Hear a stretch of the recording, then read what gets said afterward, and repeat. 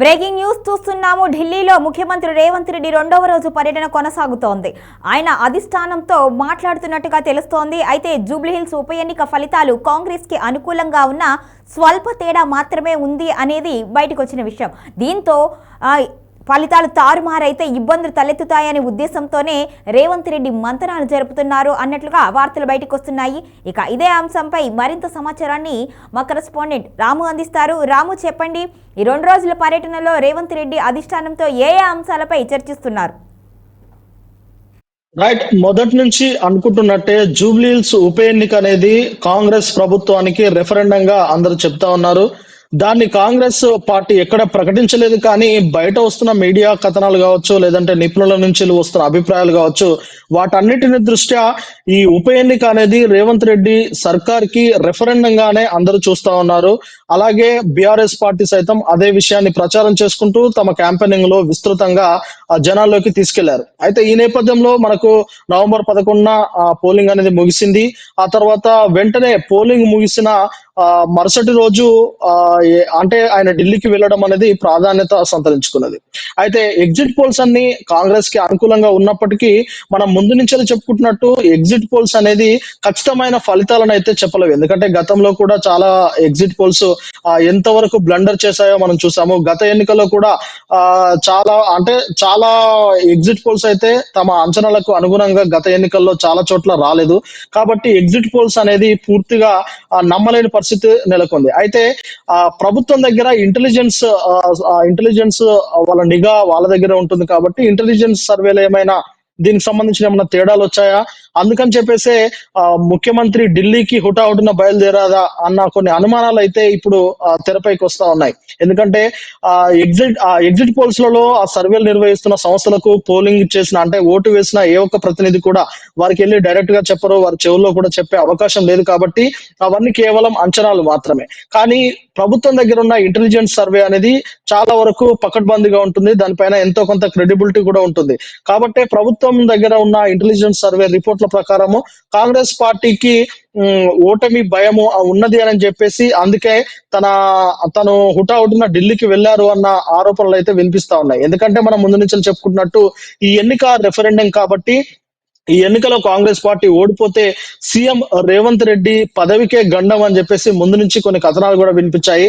ఆ నేపథ్యంలోనే ఆయన వెంటనే ఆ సర్వేలు అంటే ఇంటెలిజెన్స్ సర్వే ఇచ్చిన రిపోర్టు అందుకున్న వెంటనే ఆ భయంతో అక్కడ వెళ్లి అధిష్టానాన్ని కలిసి అధిష్టానంతో మంత్రాలు జరుపుతున్నట్టు కూడా తెలుస్తా ఉన్నది. అక్కడ ఖర్గే గారు, జాతీయ అధ్యక్షుడు ఖర్గే గారితో, అలాగే కేసీ వేణుగోపాల్ గారితో మంత్రాలు జరిపి దీనిపైన పూర్తిగా వారికి సంజాయిషి చెప్పుకునే ప్రయత్నం కూడా జరుగుతున్నట్టు తెలుస్తా ఉన్నది. దీనిపైన కూడా కొన్ని కథనాలు వస్తా ఉన్నాయి. ఇక రేవంత్ రెడ్డి లాబింగ్ స్టార్ట్ చేశారు తన పదవి కోసము, తన పదవి కాపాడడం కోసమే ఈ అత్యవసర భేటీలు అన్నట్టు కొన్ని కథనాలు కూడా వెలువడుతా ఉన్నాయి. అయితే ఇదే అంటే ఢిల్లీ పర్యటన కూడా ఇటు బీఆర్ఎస్ శ్రేణులు కూడా విస్తృతంగా ప్రచారం చేస్తా ఉన్నారు. రేవంత్ రెడ్డి ముఖ్యమంత్రిగా ప్రమాణ స్వీకారం చేసిన తర్వాత 56వసారి ఢిల్లీకి వెళ్తున్నారు. ఇన్నిసార్లు ఢిల్లీకి వెళ్ళిన ముఖ్యమంత్రి ఈయనే, ఆ ప్రతిష్ట ఈయనకే దక్కుతుందని చెప్పేసి ఇటు బీఆర్ఎస్ శ్రేణులు కూడా పెద్ద ఎత్తున సోషల్ మీడియాలో వైరల్ చేస్తా ఉన్నారు. ఏది ఏమైనప్పటికీ ఉప ఎన్నిక నేపథ్యంలోనే ఆయన అంటే ఉప ఎన్నికల ఫలితాల నేపథ్యంలోనే ఆయన ఢిల్లీకి వెళ్లారా, లేదంటే మరే కారణాలైనా ఉన్నాయనేది కూడా ఇప్పుడు ఆలోచించాల్సిన అవసరం ఏర్పడింది. ఎందుకంటే ఉప ఎన్నిక జరుగుతున్నంత సేపు మంత్రుల ప్రక్షాళన కూడా ఉండబోతుంది.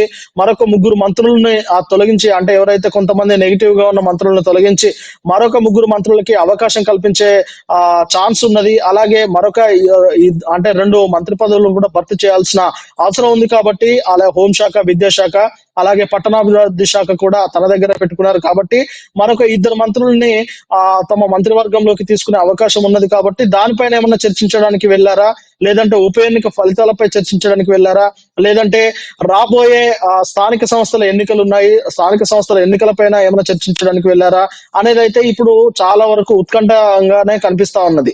ఏదేమైనప్పటికీ తన పదవిని కాపాడుకోవడానికి వెళ్ళాడు అనేది అయితే ఇప్పుడు మీడియాలో సెంటర్ ఆఫ్ ది అట్రాక్షన్ గా మారిపోయిందని చెప్పొచ్చు. అందుకే మీడియా కథనాలు కూడా దీని చుట్టే కథలు అల్లుతున్నా ఉన్నాయి.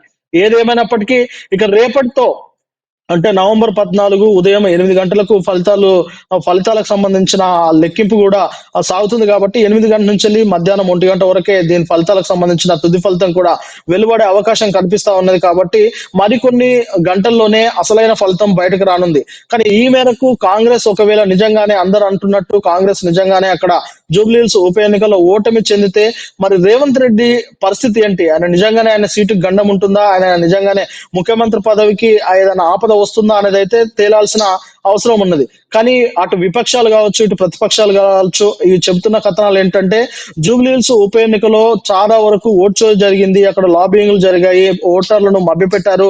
అక్కడ పోల్ మేనేజ్మెంట్ విస్తృతంగా జరిగింది. అధికారం తమ చేతిలో ఉన్నది కాబట్టి అధికార దుర్వినియోగానికి పాల్పడి వారు విచ్చలవిడిగా అంటే డబ్బులు పంచడాలు, ఇతర ప్రలోభ పెట్టడాలు, బహుమతులు ఇవ్వడాలు చేసుకొని అక్కడ కాంగ్రెస్ పార్టీ లాభపడింది అని చెప్పేసి అటు విపక్షాలు అయితే విస్తృతంగా ఆరోపణలు చేస్తా ఉన్నాయి. కానీ ఏది ఏమైనప్పటికీ ఫలితాలు ఎలా వస్తాయి అనేది ఇక రేపటి వరకు వేచి చూడాల్సిందే. మరి ఈ ఫలితాలు ఎలా వచ్చినా కాంగ్రెస్ పార్టీ అనేది ఇంకా 3 సంవత్సరాలు అయితే ఖచ్చితంగా అధికారంలోనే ఉంటుంది. మరి అధికారంలో ఉంటుంది కాబట్టి ఇప్పటికీ సీఎం రేవంత్ కి ఆయన పదవికి ఏమైనా గండం ఉంటుందా లేదనేది కూడా రానున్న ఫలితాలను బట్టి అయితే తేలాల్సిన అవకాశం కనిపిస్తా ఉన్నది గౌరీ. Thank you Ramu.